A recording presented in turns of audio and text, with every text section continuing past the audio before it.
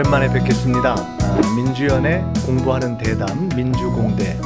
저희가 지방선거, 전당대회, 아무래도 당과 관련 있는 연구원이다 보니까 그 관련된 일을 하면서 민주공대 막 시작해서 관심이 높아지려는 시점에 저희가 상당 기간을 쉬었습니다. 근데 이제 드디어 지방선거 전당대회가 다 맞춰져서 당분간 선거가 없는 평화로운 시기가 계속되게 되고 또 이제 공부를 좀 해야 되겠다 싶어서 민주공대 다시 시작하게 됐습니다. 처음 시작했던 기간을 시즌 1이라고 본다면 그 기간 동안에 유일하게 한 차례 이상 다뤘던 주제가 바로 남북관계, 민족문제에 대한 주제만 저희가 4차례나 5차례 정도 다룬 것 같습니다. 그만큼 저희가 중요하게 생각하고 있는 건데요. 오늘 다시 속개하면서 첫 주제를 남북관계, 민족문제를 다루는 시간을 갖게 됐습니다. 저희가 민주공대 처음 할 때 모시기도 했던, 그때는 70년의 대화였었죠. 책 제목이 70년의 대화라는 책 제목을 놓고 책을 지으셨던 우리 김현철 교수님을 이제는 통일연구원 원장으로, 이렇게 김현철 원장님으로 모시게 됐습니다. 먼저 축하드립니다. 네, 고맙습니다. 아주 잘 된 것 같고요. 네. 1년 전만 해도 이게 전쟁이 난해만해 했던 것이 이미 옛 이야기처럼 된 시간이 흘렀는데 다시 또 이제 일시적이겠지만 교착 상태가 되고 있어서 더 이제 관심도 있고 지혜로운 설명이 필요한 시점에 이렇게 모시게 돼서 참 감사하고요. 우선 통일연구원 간단한 소개라고 할까요? 그것부터 좀 부탁드리겠습니다. 예, 통일연구원은 남북관계, 북한, 그리고 이제 통일 문제를 연구하는 유일한 국책 연구기관입니다. 통일부 산하인가요? 총리실 산하에 총리실 경제인문사회 연구회라고 있습니다. 거기에 26개 국책 연구기관이 모여 있고요. 전반적으로 경제 관련된 연구소들 중에서는 이쪽 분야를 전공하는 박사님들이 한두 분 계시지만 통일연구원이 이게 종합적으로 연구를 하는 곳이다, 이렇게 말씀드릴 수 있습니다. 통일 남북 문제를 다루는 국가 차원의 가장 종합적인 연구기관이다. 아주 어깨가 무거우시겠습니다. 그 취임 직후에 말씀하신 것을 보니까 북측과의 공동 연구라든가 아니면 우리 원장님 직접 방북 이런 말씀도 하셨는데, 통일연구원장으로서 또는 이제 통일연구원을 맡으시면서 향후 통일연구원의 뭔가 조금 구체적인 업무 방향 이런 것들에 대해서 생각하시는 것이 있다면은? 저희들이 할 일이 많습니다. 정상회담을 준비하는 과정에서도 중요한 쟁점들이 굉장히 많지 않습니까?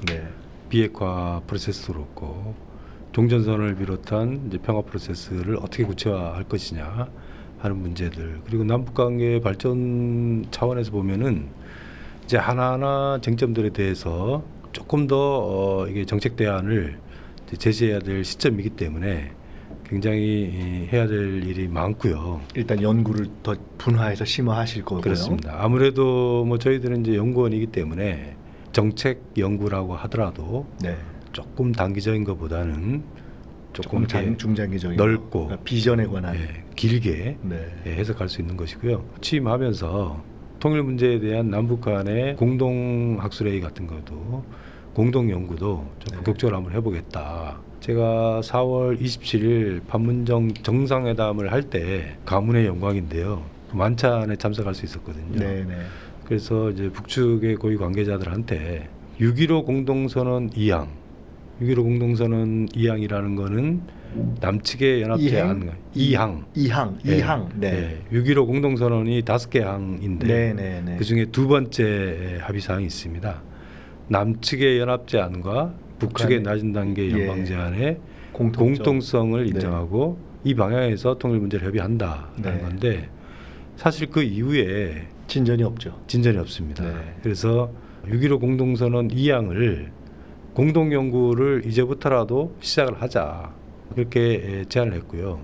김대중 대통령 시절에 제가 그때 국회의원이었는데 그걸 가지고 그 합의안을 놓고 엄청나게 이 야당에서 공격했던 기억이 납니다. 연방제에 넘어가는 거냐 이런 굉장히 중요한 거죠.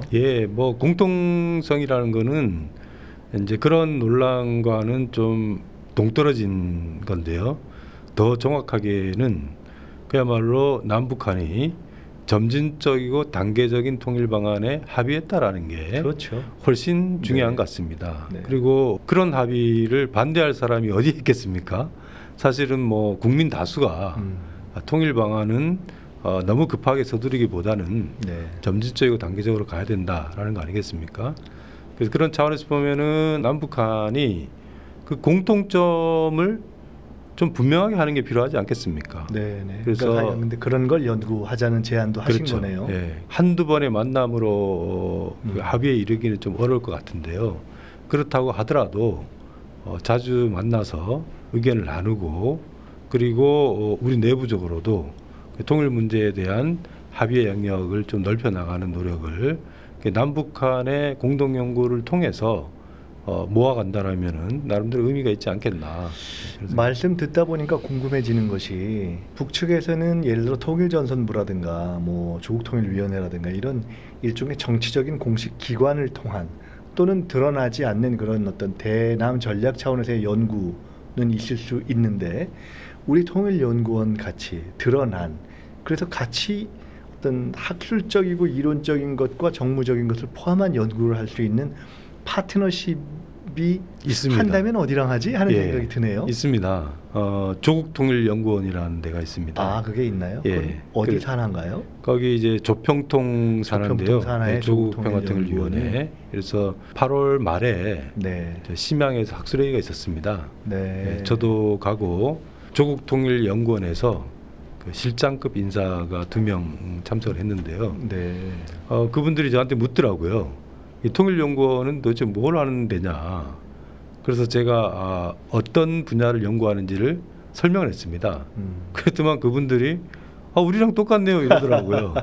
예. 예. 물론 뭐 조국통일연구원은 통일연구원보다는 규모가 굉장히 크더라고요. 그렇겠죠. 한 300명 정도 된다 그러니까 우리보다 한 3배 정도로 많은 것 같고요.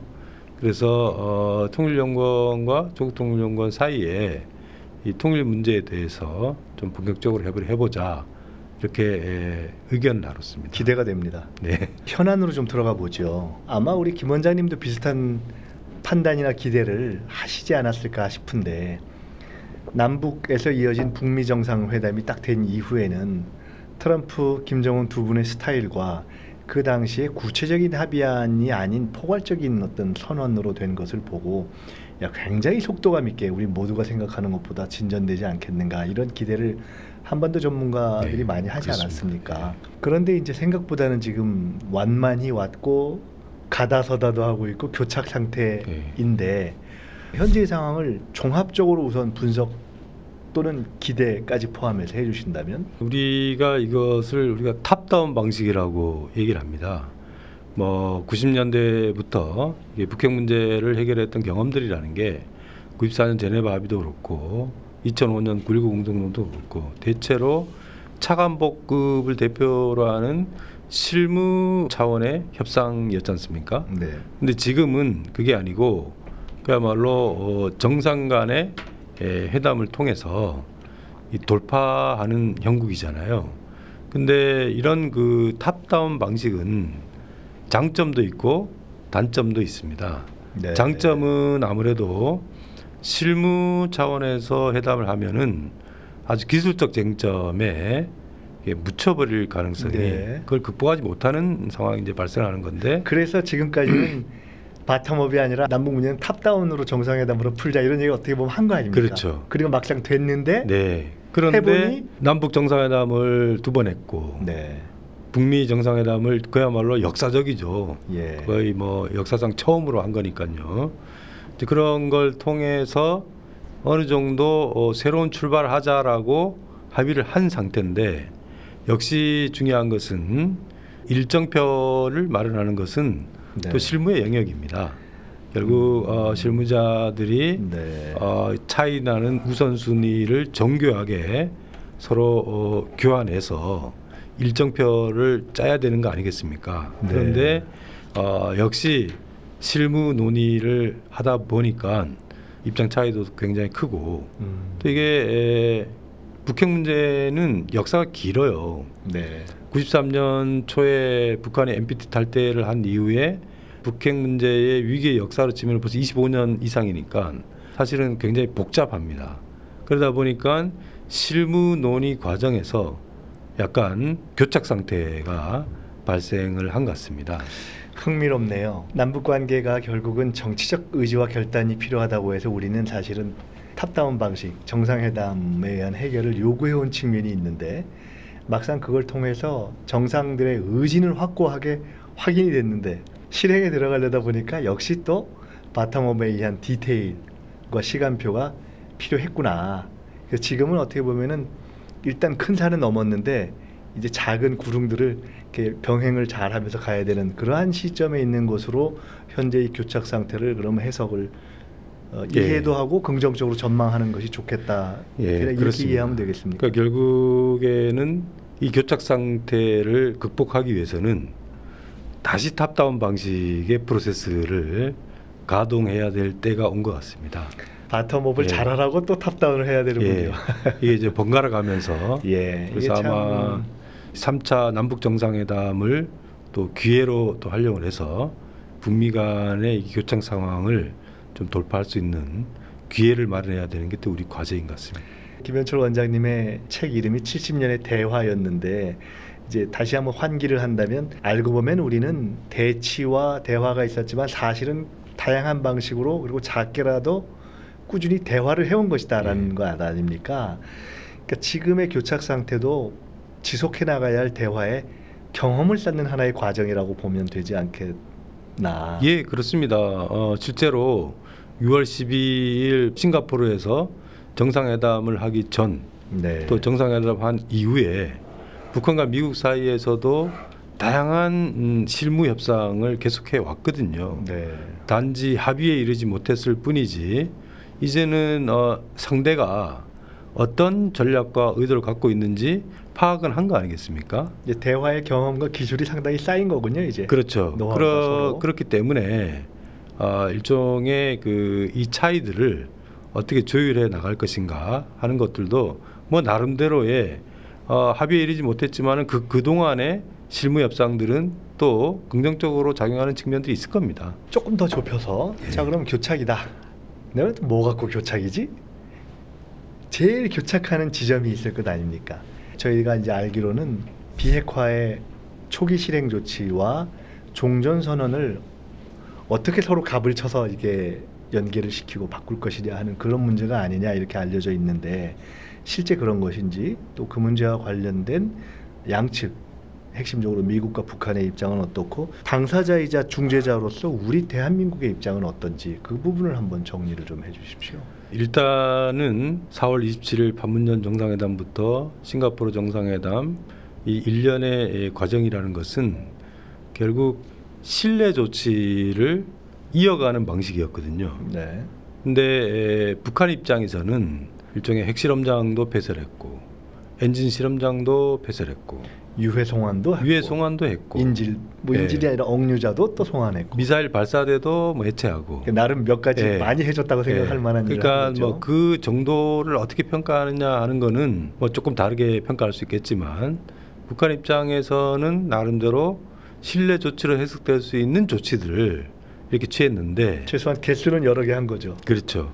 미국도 이 정도 시점이면은 좀 상응하는 신뢰 조치를 취해야 되지 않느냐 하는 불만들이 있는 것 같고요. 잠깐만요. 그렇게 본다면 이게 얼마나 중요한 거냐와는 별도로 개수로 따졌을 때 여러 개 했지 않습니까?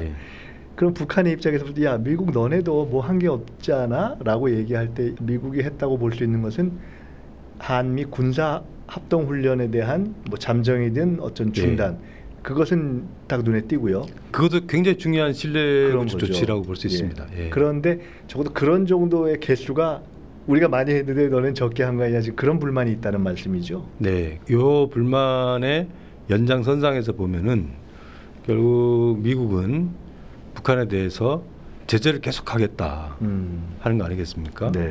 그러니까 이제 북한 입장에서는 단순히 신뢰를 주고받는 것의 불균형 정도가 아니고 그러면은 미국은 여전히 적대 정책을 계속하겠다라는 뜻인가 이렇게 이제 오해할 수밖에 없는 상황인 것 같고요. 그러니까 서로 취한 조치가 부등가 교환이다라는 것을 넘어서 네. 실제로는 본심이 적대적인 거 아니야? 이렇게까지 생각할 수 있다. 네. 그렇게 그 되니까 입장에서는. 뭐 이제 북한도 일종의 자발적인 조치들을 이제 중단을 한 상황이고, 네. 그러니까 이제 미국은 또 다른 한편으로는 과연 북한이 비핵화 의지가 있나 하는 근본적인 의혹을 이제 제기하는 방식인데요. 예. 일단 지금 이제 쟁점이 되고 있는 것은 결국 이제 본격적인 비핵화 협상의 문을 열기 위해서는 그 문 입구에 신고라는 절차가 있습니다. 핵물질 그렇죠. 이거는 네. 뭐 물질도 그렇고 무기도 또는 그렇고 완성된 무기도 예, 있고 다 포함이 뭐가 되는, 있는지는 알아야 예, 없으니까. 그런 건데 북한 입장에서는 사실 이게 신고라는 게 여기에 무엇을 포함시킬 것이냐 하는 거는 굉장히 애매합니다. 왜냐하면은 여기에는 군수용 시설뿐만 아니고 민간 학술용 시설까지 네. 항상 그거를 포함시킬 거냐 말 것이냐 그걸 둘러싸고 뭐 이란 핵 문제라든가 다른 사례에서는 굉장히 중요한 논란이, 쟁점으로 예. 부각을 한 거거든요. 그러니까 북한 입장에서는 결국에는 이것을 축소를 했을 때는 진정성에 대해서 곧바로 이제 문제 제기가 있을 수밖에 없기 때문에 신중할 수밖에 없는 것이고요. 신고를 하게 되면은 문을 이렇게 열면은 그게 쭉 가게 돼 있습니다. 그 신고 대상을 중심으로 해서 처음에 신고를 어떻게 하느냐가 거의 이후 후속 과정을 결정하는 마치 연결돼 있죠. 예를 들어 네. 우리가 회의할 때 발제한 사람이 끌고 간다 하는 것과 똑같은 거예요. 그렇습니다. 결국 이제 그걸 대상으로 해서 사찰과 검증과 네. 폐기와 해체와 다 그거기 때문에 그런 차원에서 보면은 북한 입장에서는 이 조치를 본격적으로 추진하기 위해서는 네. 지금보다는 좀 더 신뢰가 쌓여야 되지 않겠느냐 이제 하는 것이고, 네. 미국은 이제 계속적으로 일종의 비핵화 프로세스를 시작하자. 그러려면은 신고 목록을 제출해라라고 이제 주장을 하고 있는 거죠. 그러면 종전 선언의 쟁점은 어떻게 그 연결이 돼 있습니까? 그러니까 야 우리가 이제 서로 예비 스파링은 했는데 이제 진짜 본 게임으로 들어가기 위해서는 말씀처럼 신고부터 딱 시작되는 거 아닙니까? 그러면 적어도 종전 선언을 그 신고하는 시점 정도에는 바로 앞이든 바로 뒤든 동시로든 연결시키자. 네. 뭐 어쩌자. 그 쟁점이 있는 건가요? 그렇습니다. 어차피 신고가 시작이 되면은 비핵화의 과정이 본격적으로 시작되는 거 아니겠습니까? 그러면은 이제 북한 입장에서는 이 안전 보장에 대해서도 일종의 초기 이행 조치를 해줘야 되는 게 아니냐. 그러면은 이제 안전 보장이라는 거는 크게 보면은 관계 정상화와 이제 평화 체제인데, 거기에서 관계 정상화라는 거는 뭐 미국 내부적으로는 지금 연락사무소 개설 문제를 좀 더 전향적으로 적극적으로 검토해야 된다라는 의견들이 있습니다. 네. 조세뷰 같은 사람들이 네, 네. 뭐 미국의 주요 언론에 뭐 기고도 하고 그러지 않았습니까? 근데 평화 프로세스와 관련돼서는 그 입구에 종전 선언이 있는 거죠. 결국 종전 선언이라는 거는 정책 선언에 불과하지만 평화협정을 막바로 짧은 시간 동안에 못 가니까. 합의하기가 어렵기 때문에 일종의 잠정 조치로서 징검다리죠. 이 징검다리를 놓아서 이제 가보자 하는 건데, 미국은 신고에 대해서는 강하게 요구를 하면서도 이 종전선언 문제에 대해서는 굉장히 소극적인 게 현재 교착의 원인이라고 봐야죠. 이건 어떻게 됩니까? 근데 북측에서 이렇게 주장할 수 있는 근거가 있습니까? 어떻게 생각하는가와는 별도로 어쨌든 약속 이미 한 거 아니요?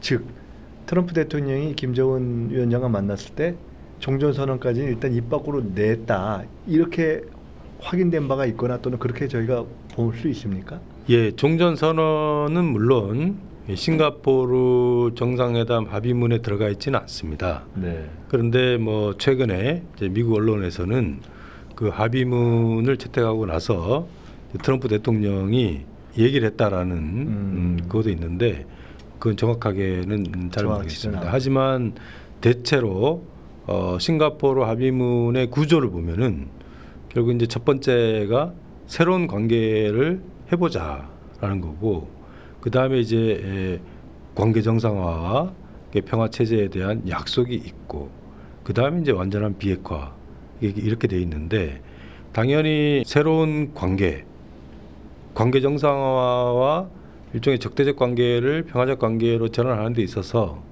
종전선언이라는 게 그 입구에 있는 거죠. 이렇게 문제를 제기하면 어떻습니까? 트럼프 대통령이 명확히 이야기했는가 아닌가, 북은 예를 들어 했다 이렇게 주장하는 건데 그걸 변론으로 하더라도 북미 정상회담에서 합의한 것만 가지고도 논리적으로 종전선언이 불가피하다 이렇게 주장할 수도 있고, 또 한편으로는 남북 정상회담에서는 종전선언 얘기가 있습니다. 나왔지 않습니까? 그리고 그 남북 정상회담 판문점 선언에 대해서 포괄적인 지지를 천명했기 때문에, 그렇습니다. 그렇기 때문에 그걸 근거로 이미 약속하는 것을 미국이 오케이 했으니 해야 되는 거 아니냐라고 주장을 하는 것은 논리적으로 가능하지 않습니까? 예, 맞습니다. 그 당연히 논리적으로, 왜냐하면은 싱가포르 정상회담 합의문은 남북 정상회담의 합의를 네. 존중한다라는 그러니까요. 구절이 있기 때문에 당연히 이 종전선언 문제에 대해서도 원칙적인 합의를 한 것으로 검토를 할 적어도 수가 북이 주장은 할 수 있는 거네요. 예, 있고요. 북한이 지금 의혹을 제기하고 있는 거는 이런 겁니다. 결국 비핵화의 상 조치로서 안전보장을 합의를 했는데 종전선언은 정책 선언에 불과한 건데 네. 이 정책 선언에 불과한 매우 초보적인 이 조치조차도 안 해주면 소극적이라면은 과연 그 어떻게 이후에 믿겠느냐. 관계 정상화와 평화 체제에 대해서 그 진정성을 어떻게 믿을 수 있겠느냐라는 네. 불만을 제기하고 있는 거죠. 이건 어떻습니까? 김정은 위원장이 연초에 핵 강국 측면보다는 경제건설 또 경제제일주의를 천명을 네. 했고, 지금 이 교착 상태에도 불구하고 구구절 전후에 나타나는 그 북한 내의 그 언론의 기조를 보면 핵 얘기가 빠지고 국방 자주 얘기는 하지만 핵을 딱 짚지는 않고 뭐 자주 경제, 뭐 경제 건설, 사회주의 건설 이런 얘기를 하고 있지 않습니까? 그걸 보면 적어도 북한이 이런 교착 상태나 또는 미국에 대한 비판에도 불구하고 핵 얘기를 다시 확 끄집어내서 자극하는 정도는 안 가고 있다고 보여지거든요. 그런데 트럼프 대통령 입장은 어떻게 볼 수 있습니까? 그러니까 최근에 중간선거 전망이 조금 불투명하고 네. 보궐선거에서는 공화당이 많이 졌고, 탄핵을 둘러싸고서는 탄핵 트럼프 대통령 해라라는 여론이 미국 내에 많고 해서 사실은 강경파가 반발해도 나하고 김정은은 좋다 이런 얘기 계속 했지 않습니까? 폼페이오 방북도 취소된 이 시점에서 트럼프 대통령의 마음이 계속 북미 관계를 잘하는 쪽으로 그냥 원란대로 갈 거의 마음이 많을지, 그냥 요 정도 해도 북으로부터 날라올 ICBM 정도는 막지 않았느냐 해서 그냥 적당히 가는 쪽으로 갈지, 마음이 어느 쪽에 더 가 있을까요? 일단은 뭐 트럼프 대통령의 머릿속에는 중간선거 승리라는 게 가장 중요할 겁니다. 그 중간선거에 어떻게 하는 것이 더 긍정적일까 하는 뭐 다양한 계산들을 하지 않겠습니까? 이제 그런 차원에서 보면은 지금 이제 미중 무역 전쟁 같은 경우에는 수습이 아니고 확전을 하는데 네. 그 배경에는 당연히 중간 선거에 대한 정책 득실, 정책 이득을 굉장히 중요하게 생각하기 때문에 확전하는 거 아니겠습니까? 네. 그리고 폼페오 장관의 방북을 취소하는 과정에서도 일종의 이제 미중 무역 전쟁의 연장선상에서 이것을 이제 언급하는 걸 이제 보면은 북미 관계라는 게 가장 위험한 상황은 벗어난 거 아니겠습니까? 그렇죠. 예, 그런 차원에서 보면은 너무 서두르다가 미국의 좀 보수적인 여론의 지지를 잃을 수 있는 그 가능성을 좀 염두에 두는 것 같습니다. 사실 트럼프 대통령 입장에서는 어떤 의미에서는 한숨 돌리고 또 얻을 걸 상당히 얻은 거 아닌가요? 그렇습니다. 그렇지만 또 다른 한편으로 보면은 네. 비핵화 협상이라는 것은 트럼프 대통령의 외교적 성과에서 그렇죠. 굉장히 중요한 네. 비중을 차지합니다. 네. 그러니까 버리기는 아까운. 그렇죠. 지금 뭐 아시다시피 미국 우선주의를 추진하면서 뭐 중국, 러시아는 말할 것도 없고 유럽이나 또 동맹국들하고도 상당한 그 갈등 관계에 있는 거 아니겠습니까? 그런 차원에서 보면은 사실은 수십 년 동안 해결하지 못했던 북핵 문제를 일정하게 해결하는 수준의 성과가 있다라면은 그거는 뭐 큰 성과가 되겠죠. 외교적인 성과뿐만 아니라 정책 능력하고도 관련돼 있는 거기 때문에 나름대로 가능하다면은 우리 입장에서는 이제 그런 부분들을 좀 하고 들어가야 되겠죠. 결국 우리가 특사가 가고 남북 정상회담을 준비를 하면서 결국 이제 이 과정에서 북핵 문제의 이 교착을 돌파할 수 있는 이 계기를 마련해서 그걸 갖고 다시 트럼프 대통령을 적극적으로 설득을 해나가는 것이 우리가 해야 될 또 일이 아닐까 생각이 듭니다. 지금 이제 미중 무역 전쟁이 실제로 이제 확대되는 그런 측면이 있고요. 또 그것이 이제 국내 정치적으로는 마이너스도 있습니다만 현재까지는 플러스가 있기 때문에 그렇죠. 저렇게 가는 거고요. 예.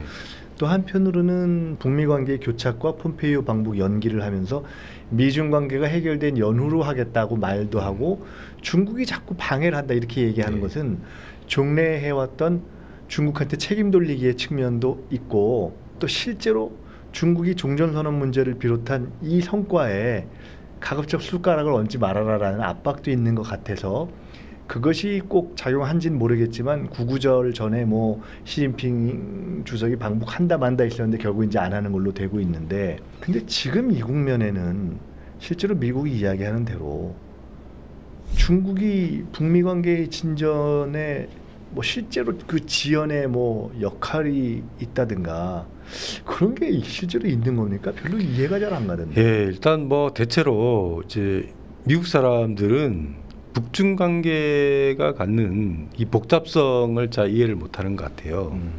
북중 관계라는 거는 이게 단순하지 않거든요. 그거는 뭐 중국의 이해도 있지만 또 북한의 이해도 있습니다. 네.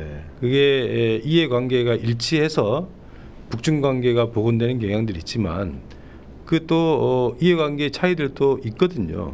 그래서 그런 복잡 미묘한 것을 좀 정확하게 파악하는 것이 중요한데 네. 우리 입장에서 보면은 사실은 북핵 문제를 해결해 나가는 과정, 한반도 평화 체제를 만들어가는 과정에서 미중 협력이 중요합니다. 결국 미중 협력이 이루어져야만 북핵 문제에 대한 해법을 마련할 수 있는 거고 이 불안정한 정전 체제를 항구적인 평화 체제로 전환하는 데 있어서 중국을 배제할 수가 없거든요. 네. 그렇기 때문에 지금 현재 미중 간의 갈등이라는 것은 우리 입장에서는 굉장히 복잡해졌다. 네. 그리고 우리 외교력이 일종의 해결해야 될 과제가 훨씬 더 어려워진 게 사실입니다. 네. 그래서 일단 뭐 지금 현재 상황에서는 미중 무역 전쟁과 한반도 문제를 분리하는 게 중요합니다. 결국 북핵 문제를 해결하고 한반도 정세를 안정적으로 관리하는 것은 미중 간의 공통의 이해도 있잖아요. 네. 사실은 무역 분야에서는 갈등을 한다 하더라도 서로 힘을 합쳐서 이 문제를 해결하는 게 이제 굉장히 중요한데 그런 사이에서의 균형을 어떻게 찾느냐 하는 것도 굉장히 중요한 것 같습니다. 저희가 미중 무역 분쟁을 포함한 그러니까 종래의 미중 관계에 더한 미묘함이 더 복잡해져서 참 연계 안 될 것들까지 연계가 되고 있어서 좀 어려운 것 같고요. 판문점 선언이 이제 국회가 시작하는데 비준 이슈가 있습니다. 판문점 선언의 비준이 실제로 향후 남북 관계에 있어서 얼마나 어떻게 어떤 의미와 중요성이 있는 겁니까? 판문점 선언의 국회 비준에서 가장 중요한 것은 남북 합의의 국내적 지속성을 어떻게 확보할 것이냐 하는 문제입니다. 우리가 지난 10년 동안 돌이켜보면은 결국에는 14합의를 이명박 정부가 들어서면서 파기를 해버린 거 아니겠습니까? 그런 거죠. 일종의 남북 합의라는 것은 초당적인 차원에서 이 연속성을 인정을 해야 되는데 그 정부가 바뀔 때마다 남북 합의를 부정해 버린다면은 앞으로 어떻게 문제를 풀어나갈 수 있겠습니까? 그렇기 때문에 이 국회 비준 문제는 일종의 큰 틀에서의 남북 합의의 국내적 합의를 어떻게 제도할 것인가 그게 제일 중요합니다. 두 번째로 법률적인 차원에서 당연히 국회 비준 대상이라는 것은 이 재정적 소요가 들어가는 이 합의라는 거 아니겠습니까? 근데 당연히 판문점 선언에 재정적 수요가 들어갑니다. 그럼 남북 합의를 하는 데 있어서 왜 돈이 안 들겠어요? 그렇지만 이제 합의 자체가 갖고 있는 또 추상적이고 원칙적인 것도 있고 또 중장기적으로 추진해야 될 과제들도 있고 그렇기 때문에 야당에서는 이 부분에 대해서 좀 더 정확한 추계를 요구를 하지만 일단은 법률적으로 보면은 재정이 들어가는 거기 때문에 비준 대상이 맞습니다. 네, 그런 차원에서 우리가 일종의 국회 비준의 선례를 남긴다면은 앞으로도 중요한 남북 합의들에 대해서는 국회에서 충분히 토론하고 또 늘 비준을 하고 그런 것이 북한하고의 또 후속 협의를 할 때도 굉장히 중요하게 긍정적으로 작용을 할 겁니다. 소위 남남 갈등을 예방하는 국내에서의 대북 정책에 대한 포괄적이고 국민적인 지지의 기반을 확보한다는 점의 의미도 있지만 그것이 주된 것이고 그러나 그것이 막상 되면 야 너네는 우리하고 합의해도 안 지키잖아 라고 해왔던 북한의 이 대한민국에 대한 어떤 시비거리를 예방한다는 점에서 대북 협상력을 높이는 데도 도움이 된다. 참 남북관계가 이렇게 큰 산을 하나 넘었는데도 불구하고 쉽지 않아서 정부도 어려울 것 같아요. 뭐 통일부도 그렇고. 사실은 저희는 지난번 정상회담 이후에 야 이제 민간단체들도 그렇고 아마 통일운동 하던 분들은 이제 북에 그냥 쉽게 들락날락 할 수 있겠다 이렇게 생각했었을 텐데 생각보다는 그렇지 않지 않습니까?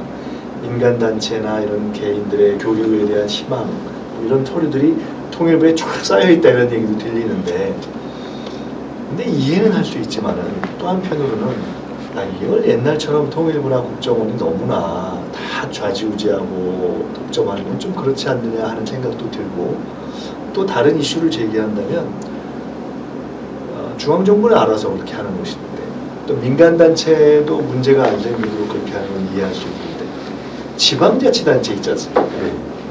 이것은 우리가 지금 개헌까지 논의하는 마당에 상당히 독립성도 있는 것인데 지금 뭐 서울, 경기, 인천은 물론이고 최근에 뭐 울산 또 심지어 민주당 소속이 아닌 제주도까지 나름 지방자치단체장들이 독립성을 가지고 또 의지를 가지고 예산도 갖고 기구도 갖고 나름 남북교류를 해보려고 하는데 이것도 현재는 중앙정부가 다 통제되는 시스템 아닙니까?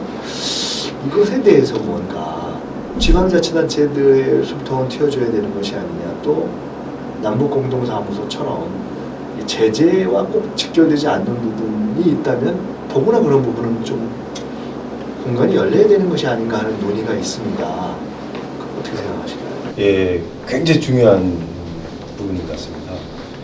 저는 문재인 정부의 대북 정책 중에서 가장 큰 특징 중에 하나가 분권형 대북 정책이라는 개념입니다. 그리고 대통령께서 벌써 몇 번이나 남북 관계를 중앙 정부가 독점하던 시대가 아닙니다. 이제는 지방 정부와 민간이 좀 더 교류 협력에 적극적으로 나설 수 있도록 정부가 필요하다면은 법령 개정도 하겠다라는 것이 기본 입장입니다. 그렇기 때문에 지방 정부 같은 경우에는 사실은 뭐 동서독 통일 과정에서 도시교류가 굉장히 중요한 역할을 했거든요. 그런 차원에서 보면은 중앙정부라는 게 나름대로 의회도 있고 충분히 그 안에서 대북 사업을 충분히 사전에 논의하고 또 토론하고 의결하는 절차를 갖고 있거든요.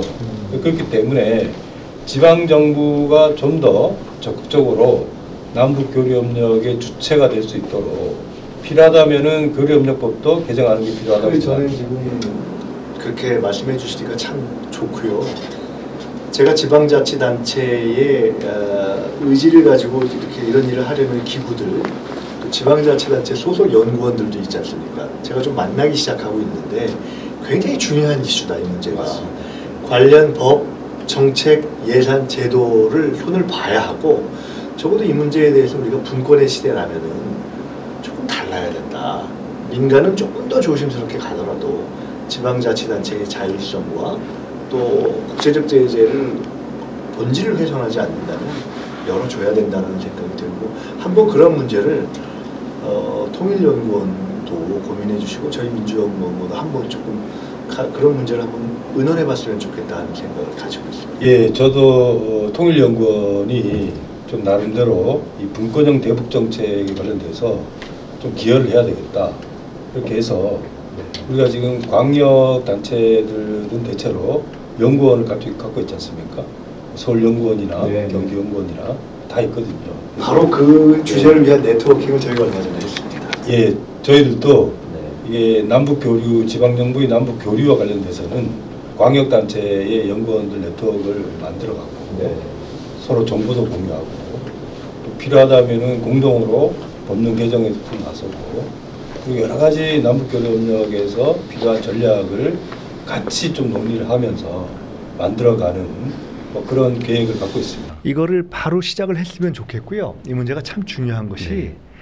이건 이념의 문제를 뛰어넘어서 저희가 논의를 해보니까 서울, 부산, 경기뿐만 아니라 울산 같은 데는 당연히 지금 이거 해보자 이렇게 하고 있는데 울산에 계신 분들하고 얘기를 해보니까 포항, 거기는 현재 자치단체장이 자유한국당 소속인데 네. 울산이 의지를 보이니까 포항이 야 우리야말로 제철 노동자들이 있는 청진하고 우리가 교류해보고 싶다. 맞습니다. 예. 그런 것처럼 저는 뭐 제주도도 지금 원희룡 지사가 무소속이지만 또 대구 같은 경우도 권영진 시장이 상당히 진취적인 생각을 할 수 있기 때문에 이 문제는 여야와 정파를 뛰어넘어서 할 수 있는 그야말로 평화경제에 관해서는 당을 뛰어넘고 분권적인 평화경제 협력 정책은 한번 정파를 뛰어넘어서 해볼 수 있는 것이 아니냐. 맞습니다. 예. 그런 노력을 한번 같이 해보셨으면 네. 좋겠고요. 더 좀 여쭙고 싶은 말씀이 있으나 오늘 중요한 말씀을 네. 많이 나눈 것 같습니다. 두 가지 생각이 들었고 이렇게 한번 마무리를 해보고 싶습니다. 제가 지난번 이렇게 뵈면서도 생각을 했지만은 저는 많은 국내 대북 정책 전문가 중에 이제는 그 1세대 김대중 대통령 때 첫 6.15 정상회담을 만들고 이번 정권 교체 과정까지 그것을 뒷받침해 주신 많은 1세대 전문가들이 계시다면 앞으로 이제 문재인 정부 이후에 새로운 대북화해 협력 정책을 이끌어가는 데 있어서 우리 김현철 원장님이 그야말로 참 소중한 보석 같은 존재다라는 생각을 하고 있습니다. 뭐 경험, 이론, 정무적 감각 다 갖추고 계시기 때문에 70년의 대화라고 정리하셨던 남북 대화를 이제 계속해서 이 대화가 꽃을 피울 수 있도록 이론을 잘 만들어 주시길 바라고요. 열심히 하겠습니다. 김대중 대통령의 자서전을 보면 자서전이 그 80노 정객의 자서전 2권을 정리한 마지막 후기에 혹시 보셨는지 기억나시는지 모르겠지만 몇 페이지가 있는데 그 몇 페이지의 3분의 2 정도가 남북관계 민족문제에 할애되어 있습니다. 그러면서 대통령께서 내정은 잘못하면 뒤집을 수 있다. 외교는 잘못하면 뒤집을 수가 없다. 맞습니다. 그래서 우리는 외교를 잘해야 하는 민족이고 국민이 외교를 알아야 된다. 이렇게 절절하게 호소하십니다. 마지막에. 저는 그런 점에서 지금이야말로 과거 김대중 대통령이 첫 정상회담으로 물꼬를 열었을 때 보수 세력이나 이 대북 강경론자들이 속도 조절론을 얘기했고 네. 지금 다시 속도 조절론도 나오고 과거 회귀론도 나오는 것 같습니다. 이때야말로 모든 국민들이 속도를 더 내고 방향을 확실하게 갈 수 있도록 해야 되는데 그 과정에서 여야 정치권뿐만 아니라 국민들의 네. 통일 의식의 어떤 상승도 굉장히 중요하다고 생각되기 때문에 이 통일연구원이 더 힘내시고 네. 예산도 많이 따시고 네. 인원도 늘리시고 네. 그래서 어떤 국민 교육도 조금 많이 해주셨으면 좋겠다는 그런 바람을 드리고 저희도 숟가락이라도 거들겠습니다. 네. 고맙습니다. 감사합니다. 다시 한번 오늘 감사드리고요. 오늘 민주공대 마무리하겠습니다. 감사합니다. 네. 고맙습니다.